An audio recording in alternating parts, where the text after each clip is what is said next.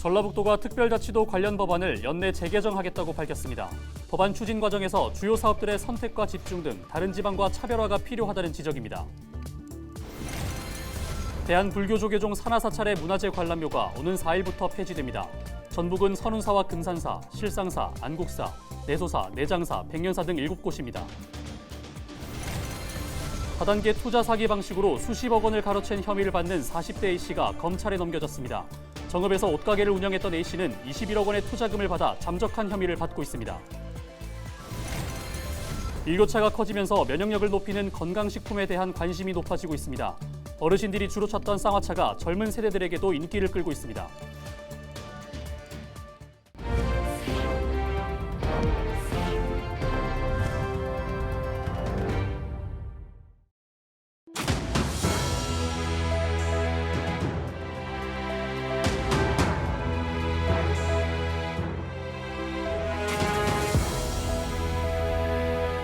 시청자 여러분 안녕하십니까?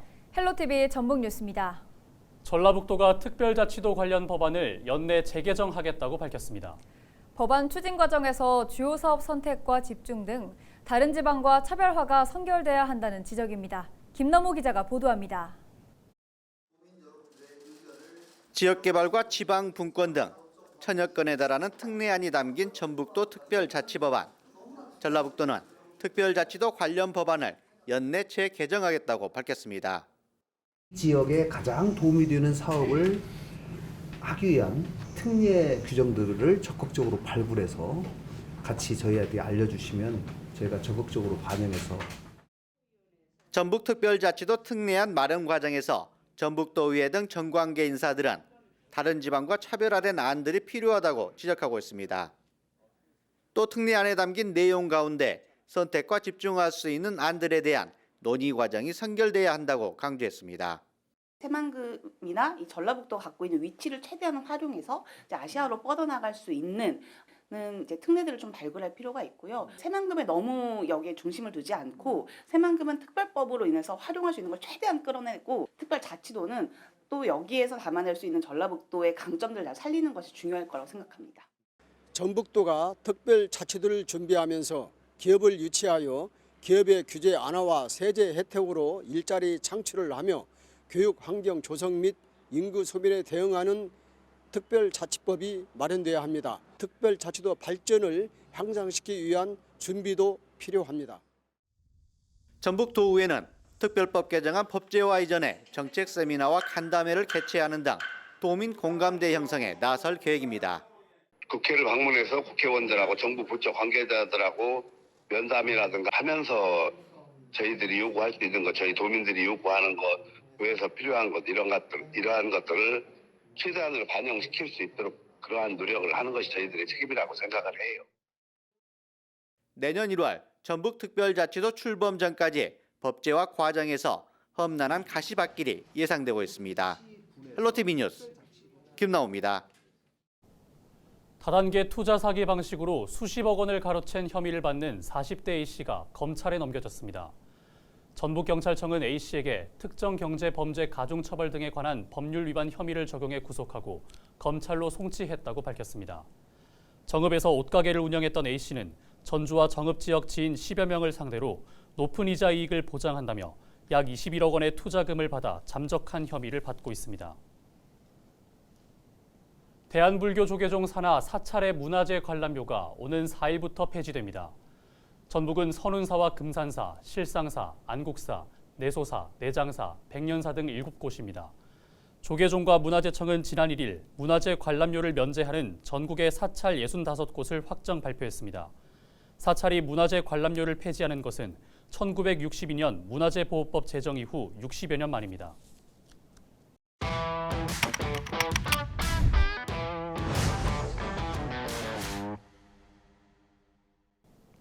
요즘 일교차가 커서 건강관리에 힘써야 합니다. 몸에 좋은 보약 같은 음료가 있다고 하는데요. 젊은 세대들도 푹 빠졌다고 합니다. 이나라 기자가 소개합니다.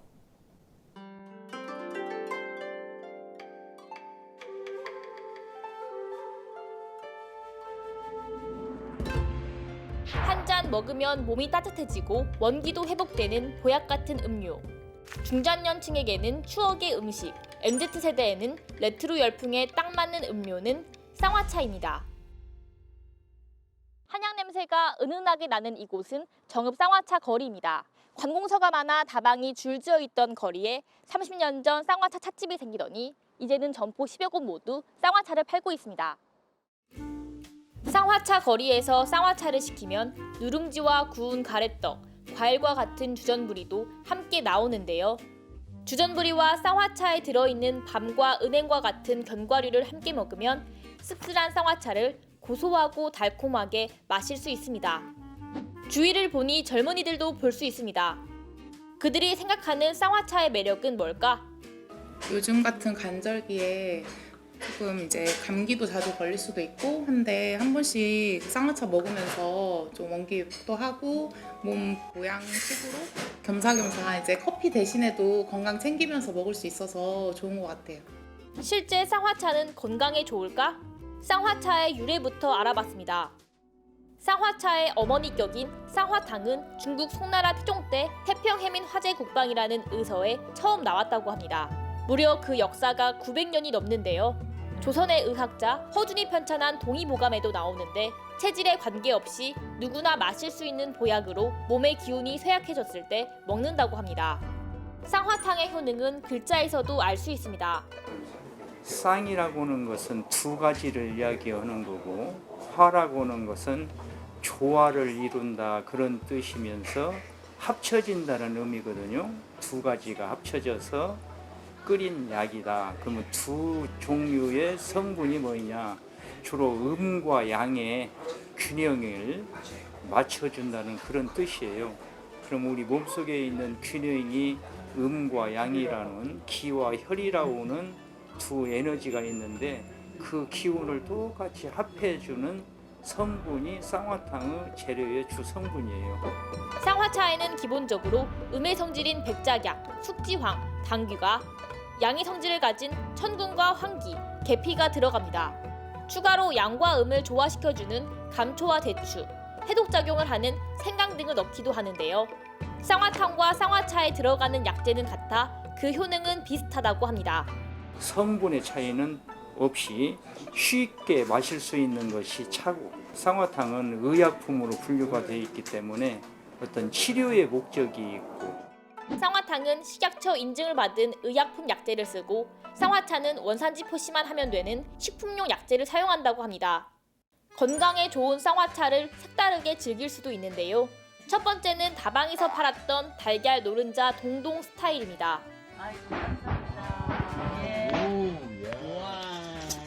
노른자 터치지 말고요. 예. 노른자부터 딱 떠주세요. 예. 옛날 어르신들이 그 잡수던 그런 맛인 것 같아요. 우리 어렸을 때 이거 한번 먹고 싶었는데 못 먹고 왔어요. 너무 맛있네.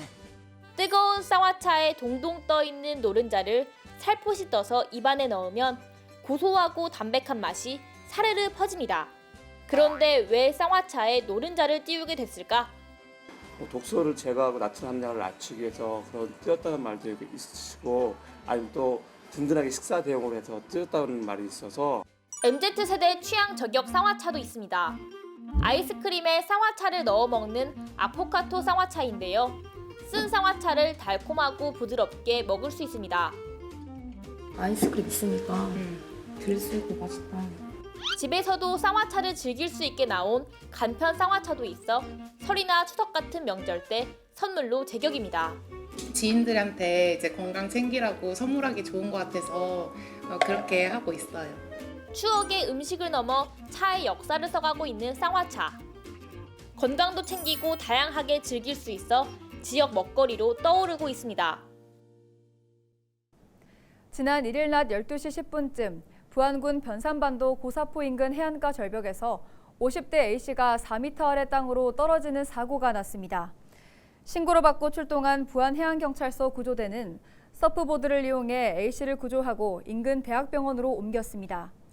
경찰은 A씨가 약초를 캐기 위해 안정장치를 넘어갔다가 발을 헛디뎌서 사고가 난 것으로 보고 정확한 사고 경위를 조사하고 있습니다. 2일 오전 10시 20분쯤 김제시 죽산면에 벼를 보관하던 한 창고에서 불이 나 10여 분 만에 꺼졌습니다. 이 불로 다친 사람은 없지만 별을 보관하던 창고 한 채와 태양광 패널 등이 타 소방서 추산 9천만 원 상당의 재산 피해가 났습니다. 소방당국은 정확한 화재 원인을 조사하고 있습니다. 꿀벌 집단 폐사가 잇따르면서 경영 위기에 직면한 양봉농가 관련 대책 마련을 위한 토론회가 국회에서 열렸습니다. 김제와 부안을 지역구로 둔 더불어민주당 이원택 의원, 같은 당 어기구 국민의힘 정의용 의원이 공동 주최한 이날 토론회에서는 꿀벌 소멸 피해에 대한 원인 규명과 조사, 또 꿀벌의 기생에 병을 일으키는 해충인 응애 피해 등에 대한 보상책 등 법적, 제도적 대책 마련이 시급하다는 지적이 나왔습니다.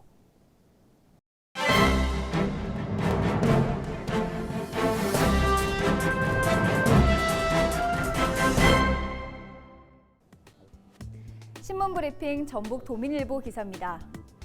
전북 정치권의 중앙에서 존재감 부재가 또다시 드러나면서 안개 속 전북 총선판이 계속될 것으로 신문은 전망했습니다. 민주당 박광온 원내대표는 원내 수석 부대표로 송기현 의원을 지명했다고 합니다. 원내 대변인으로 김현교 의원과 이소영 의원, 경제 담당 대변인으로 홍성국 의원, 원내대표 비서실장은 민병덕 의원이 각각 받게 됐다고 하는데요. 전북은 이번 원내대표 선거에서 전남 광주 정치권이 박광온 원내대표를 지지한 것과 다른 선택을 한 것으로 알려지고 있다고 합니다. 민주당 관계자는 원내 수석부대표 등 원내 대표단 주요직 인선과 관련해 당대표 선출 때와 달리 지역적인 인사였지만 전북 정치권 입장에서 뼈아픈 대목이 될 수 있다며 22대 총선을 생각하면 전북 현역 의원들의 입지가 갈수록 줄어들 수밖에 없을 것 같다고 말했다는데요. 원내대표와 함께 국회와 전국 운영 한 축을 맡고 있는 민주당 원내수석 부대표는 그동안 전북 정치권 몫이었다고 합니다. 지난 박홍근 원내대표 시절에는 전주 동암고와 전북대를 졸업한 진성준 의원이 수석 부대표를 맡아 국회 예산안 조정소위 전북 몫을 챙겼다고 하는데요. 결국 박광온 원내대표 체제 출범은 전북 정치권이 중앙은 물론이고 호남 정치권에서도 변방으로 내몰리고 있는 성격을 갖고 있다는 것이 정치권 내 중론이라고 신문은 밝혔습니다. 지금까지 신문 브리핑이었습니다.